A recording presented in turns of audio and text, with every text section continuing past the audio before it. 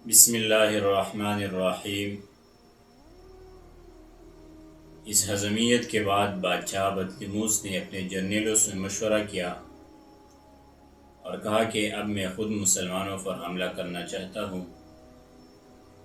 مجلس میں ایک جرنیل بیٹھا تھا جس کا نام کراکر تھا۔ اٹھ کھڑے ہوئے، کہنے لگے کہ آپ کی طرف سے میں ان عربوں کے لیے کافی ہوں، میں ان پر اچانک شدید حملہ کر دوں گا۔ بادشاہ نے کہا کہ پھر اپنی پسند کی فوج چن کر لو اور چلے جاؤ۔ جنرل کراکر نے مشہور بہادر کمانڈروں اور جو پہلے سے منتخب ہوا تھا 10,000 لشکر ساتھ لیا۔ پادریوں نے انجیل پڑھ کر ان کے لیے دعائی کی اور بادشاہ نے ان کو خوب جوش دلایا۔ 10,000 کا لشکری جرار باب قندوز سے تیزی کے ساتھ نکل کر مسلمانوں پر حملہ آور ہوا۔ حضرت مالکی نخعی رضی اللہ عنہ فرماتے ہیں کہ ہم تھکے ہوئے تھے،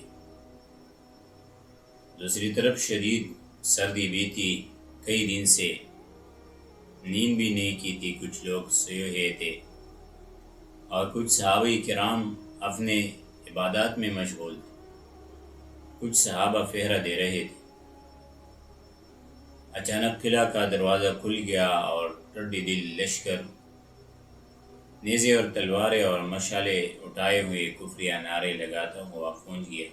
صحابہ کرام رضی اللہ عنہم نے آوازیں بلند کی کہ دشمن نے ہم کو گھیر لیا ہے، اٹھو اٹھو اور مقابلہ کرو۔ اب کسی کے ہاتھ میں تلوار آئی، کسی کے ہاتھ میں نیزہ، کوئی بغیر ٹوپی اور کوئی بغیر قمیص، صرف ازار بند میں اٹھ کھڑا ہوا۔ کسی کی جسم پر صرف قمیص تھی، کسی کے ہاتھ میں بغیر زین کا گھوڑا آیا، کوئی پیدل چل پڑا۔ دشمن نے مسلمانوں کو مارنا شروع کر دیا، کسی کی گردن کٹ گئی، کسی کا ہاتھ اڑ گیا، کسی کے پیٹ زخمی ہو گئے، اور کافر غادر جنرل کراکر اون کی طرح بڑبڑا رہا تھا اور فخر کر رہا تھا۔ اس نے سرخ لباس پہنا تھا اور قسم کے زینت سے آراستہ تھا۔ اب مسلمانوں میں قتل و غارت گری کا بلائی عظیم نازل ہوا اور ہر طرف چیخ و پکار کا شور تھا۔ ادھر قلعہ کی فصیلوں سے کفار اس لشکر کو جوش دلا رہا تھا، کفریہ نعرے لگ رہے تھے، طبلے بج رہے تھے اور مشعلیں اتنی روشن کی ہوئی تھی کہ رات میں دن کا سما بنا ہوا تھا۔ لشکر اسلام کے جیالے کچھ سنبھل گئے اور مقابلے کے لیے آگے بڑھے۔ اللہ تعالی رحمت نازل فرمائے فضل بن عباس پر اور ان کے ساتھیوں فضل بن ابی لہب، ابو ذر غفاری، ابو دجانہ، قعقاع بن عامر، عبداللہ بن جعفر، زیاد بن ابی سفیان، مسیب مغیرہ بن شعبہ، مسلم بن عقیل اور ابو امامہ رضی اللہ عنہ کہ یہ لوگ گمسان کی لڑائی میں گھس گئے اور اللہ کے لیے جانوں کی بازی لگا لی۔ جنرل کراکر دائیں بائیں حملے کرتا تھا کہ اتنے میں محمدی کچار کے شیر فضل بن عباس رضی اللہ عنہ نے ان پر شدید حملہ کر دیا۔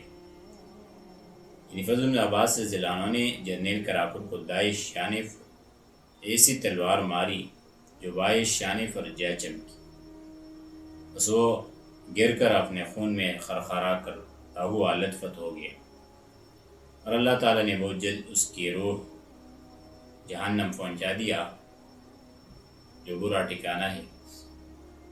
اس کے بعد مسلمان کمانڈروں نے اپنے سامنے دوسرے اہم افسروں کو مارا۔ اس کو دیکھ کر کفار بھاگ اٹھے اور مسلمان نے ان کا پیچھا کیا، قلعے کے دروازے تک ان کو مارا اور وہ قلعہ بند ہو گئی۔ مسلمان نے 1,250 آدمیوں کو گرفتار کر لیا اور 3,000 کو قتل کر دیا۔ بڑے بڑے جرنیل زمین پر تڑپ رہے تھے اور بہت سارے قید میں تھے، اور میں نے ایک بار پھر کہا من عهد عاد كان معروفا لنا اسر الملوک و قتلها و قتالها،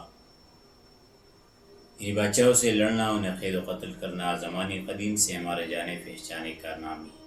اس کے بعد مسلمان معرکہ کی جگہ پر آئے اور اپنے شہداء کو تلاش کیا، کیونکہ یہ حملہ اچانک تھا۔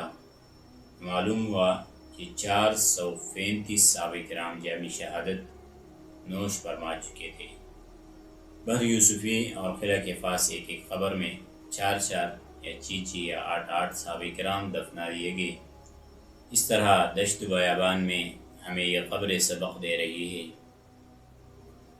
حتیٰ یقال اذا مروا علی جدسی یا ارشد اللہ من غازی وقد رشدا، یعنی جب میرے قبر پر گزرنے والا گزرے گا تو یہ کہے گا واہ واہ، کتنا بڑا غازی اور شہید ہے۔